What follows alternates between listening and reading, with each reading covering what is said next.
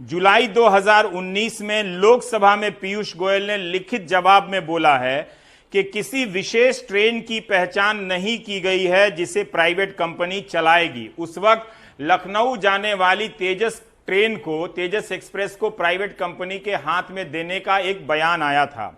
जनवरी 2020 में इंदौर में रेल मंत्री कहते हैं कि रेलवे देश और देश की जनता की धरोहर है, इसका निजीकरण नहीं होगा। अक्टूबर 2019 में इनका बयान मिलता है कि निजी निवेश होगा, निजीकरण नहीं होगा, और जब तक हमारी सरकार है या हम सरकार में हैं, निजीकरण नहीं होगा। अब देखिए कि ये हाल है रेल मंत्री के बयानों की। 4-5 बयान निकालकर हमने बता दिए जिसमें वो कहते आ रहे हैं कि रेलवे का निजीकरण नहीं होगा। अब रेलवे बोर्ड के सदस्य कहते हैं 5% होगा। तो जब आप सदन में कह रहे हैं कि निजीकरण नहीं होगा, तो क्या ये बात फिर वापस सदन में नहीं ले जाना चाहिए था और लोकसभा और राज्यसभा में इस बहस को नहीं ले जाना चाहिए था कि हमने यहां कहा था, इसलिए हम बता रहे हैं कि निजीकरण नहीं होगा। आप मार्च के महीने तक कह रहे हैं कि निजीकरण नहीं होगा, लेकिन अब आप कह रहे हैं कि निजीकरण होगा।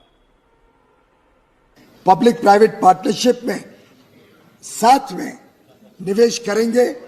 भारत की जनता को भी उस निवेश में सहभाग लेने का अवसर मिलेगा। पर मैं ये शुद्ध रूप से स्पष्ट कर दूं कि भारतीय रेल को प्राइवेटाइज करने की ना तो कोई प्रस्ताव है, कल्पना है, और ना कभी प्राइवेटाइज होगा।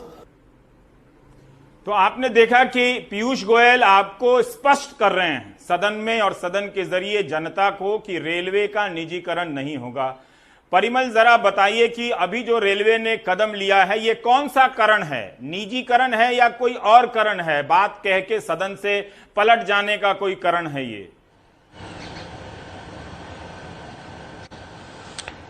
नहीं, बात सही है कि ये निजीकरण ही है। और बार बार इस बात को लेकर हमने भी सुना था कि ये बार बार मंत्री जी की तरफ से कहा जा रहा था कि निजीकरण नहीं होगा।